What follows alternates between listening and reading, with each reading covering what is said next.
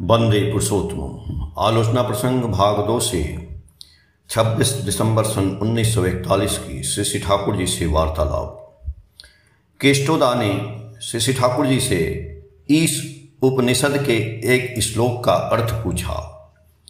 आत्मन्ने वानुपश्यति इत्यादि। श्री श्री ठाकुर जी बोले, अपने को दूसरे की अवस्था में रखकर वैसा बनकर उसकी आंखों से उसे और अपने को देखना एवं स्वयं करते हुए अपने अनुसार दूसरे को देखना, इन दो दिशाओं को देखने से देखना संपूर्ण होता है।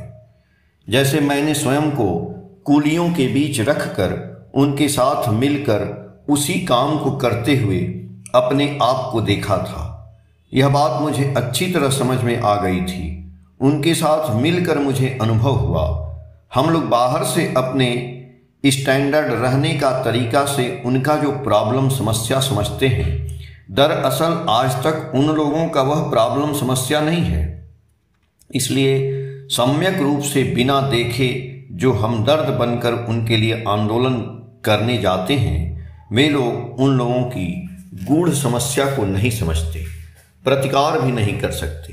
हर क्षेत्र में यह बात लागू होती है। भक्त का लक्षण क्या होता है?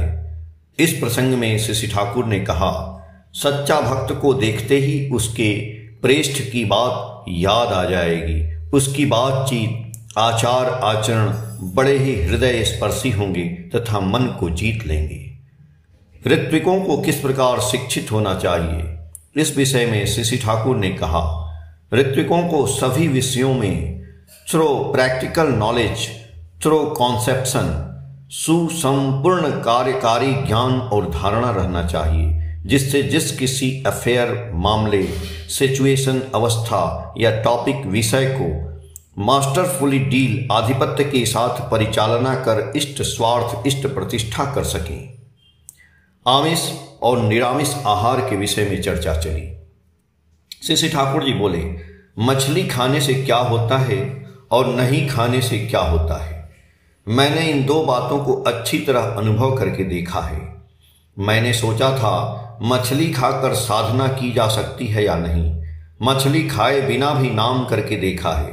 थोड़ी देर में ही शीघ्रतर मन ऊपर उठ जाता था, और जब मछली खाकर नाम किया है तो ऐसा अनुभव किया है मानो राहु ने मुझे ग्रस लिया है। धारा कट जाती थी। किसी भी तरह कॉन्टिन्यूटी, क्रमागति को बनाए नहीं रख पाता था। क्लांति आकर धर दबाती थी।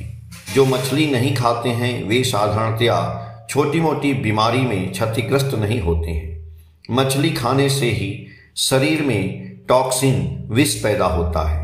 मैंने पेशाब की जांच कराकर यह देखा है। एक जगह पर कुछ दिनों तक वह पेशाब जमा हो जाने पर वहां के गाछ एवं घास जल जाते थे। 6 महीने तक मछली नहीं खाने पर देखा है कि उस पेशाब से वैसा नहीं हुआ है। मछली तो ऐसा करती है, और अधिक भोजन एक्टिविटी कर्म क्षमता को नष्ट कर देता है, चिंता के फ्लो धारा को धीमा कर देता है। ध्यान के विषय में चर्चा चलने पर श्री ठाकुर ने कहा, ध्यान का अर्थ लोग नहीं समझते हैं, व्यर्थ का कसरत करते हैं। फिक्सेशन, त्राटक मनुष्य को मूढ़ बना देता है। लोग साधारणतः ध्यान को फिक्सेशन, त्राटक समझ बैठते हैं।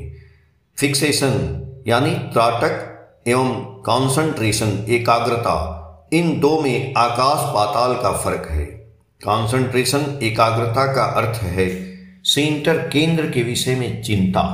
वह चिंता मन तथा बाहर की दुनिया के सारे विरोध और अर्थहीन, संपर्कहीन, विच्छिन्न, वैचित्र इष्ट विषय में संपर्कित होकर जीवन को सार्थक कर देती है। शिक्षा के विषय में चर्चा चली। श्री ठाकुर जी बोले, अनुकूल पोषण नहीं पाने के कारण मनुष्य के कितने इंस्टिंक्ट, सहजात संस्कार जो नष्ट हो रहे हैं उसका कोई ठिकाना नहीं। इसलिए आज देश में एक पूर्ण मानव पाना कठिन है। सबों में खामियां देखी ही जाती हैं। वृद्धि के पथ पर न जाने कितने गैप रिक्त पड़ गए हैं। बार बार ठोकर दिए बिना हर अवस्था में खड़ा होकर नहीं चल सकता है, जब तब झुक पड़ता है। कलकत्ता जैसे शहर के बच्चों के कितने इंस्टिंक्ट, सहजात संस्कार नष्ट हो रहे हैं। व्यर्थ में जीवन की असली चीज बर्बाद हो रही है। हमारे आश्रम में शिक्षा की आबो हवा इस प्रकार कैसी हो गई थी। तरह तरह के कामकाज, गवेषणा एवं आलोचना के स्रोत में शिक्षा दक्षिणी हवा की तरह बहती थी। सिर्फ घूम फिर कर लोग कितनी शिक्षा प्राप्त करते थे। सदगुरु की अनुकूलता के विषय में चर्चा चली। श्री ठाकुर जी बोले, स्वयं सहाय रहने पर सदगुरु भी सहाय होते हैं। सदगुरु के प्रीतिजनक काम करने से ही उनके प्रति टान आती है। उस कर्म पथ पर सारी बाधाओं को अतिक्रम कर परम तृप्ति सहित उसके हृदय का कोना कोना आत्म प्रसाद से भर उठता है। वह जिस काम को पकड़ता है उसमें ही विजयी होता है। सफलता हर पग पर उसका अनुसरण करती है। पैखाना भी उसके हाथ में पड़कर सोना बन जाता है। चारों ओर से धन्य धन्य की आवाज गूंजने लगती है।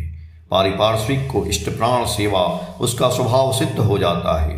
देखते ही देखते अर्थ, मान, यश उसे घेर लेते हैं। लोग उसे ही भाग्य समझते हैं। बात तो सही है। परिपार्श्विक को किस प्रकार संतुष्ट किया जा सकता है, इस विषय में चर्चा चली। श्री ठाकुर जी बोले, परिपार्श्विक को संतुष्ट करना है, यह कैसी बात है। परिपार्श्विक को संतुष्ट करने पर और भी डूब जाओगे। एक एक व्यक्ति एक एक तरह की फरमाइश करेगा और तुम सबको पूरा करने लगोगे, तब तो तुम्हारे प्राण ही चले जाएंगे। परिपार्श्विक की इष्टानुक सेवा और संवर्धना करोगे, उसमें तुम भी बचोगे और वे भी बचेंगे। एक कहानी है कि एक व्यक्ति गधे की पीठ पर चढ़कर रास्ते से कहीं जा रहा था। एक व्यक्ति ने देखकर कहा, यह क्या तुम गधे की पीठ पर चढ़कर जा रहे हो? तुम्हारी तरह तो लोग देखा नहीं। तब वह सोचने लगा, यह गलत काम हुआ है। इसलिए वह गधे को पीठ पर से उतरकर उसके साथ पैदल चलने लगा। कुछ दूर जाने के बाद एक व्यक्ति बोला, छी छी, गधे को तकलीफ देकर पैदल लिए जा रहे हो, तुम कैसे व्यक्ति हो? उसने सोचा, ठीक तो कह रहा है। यह सोचकर वह गधे का हाथ पांव बांधकर अपने कंधे पर रखने की चेष्टा करने लगा। उसका नतीजा यह हुआ कि दोनों की अवस्था बहुत संगीन हो गई। बिना किसी प्रिंसिपल आदर्श को मद्देनजर रखकर परिपार्श्विक को खुश करने वाले लोगों की ऐसी ही दशा होती है। आलोचना प्रसंग भाग 2 के पेज संख्या 253 से 256 तक। जय गुरु।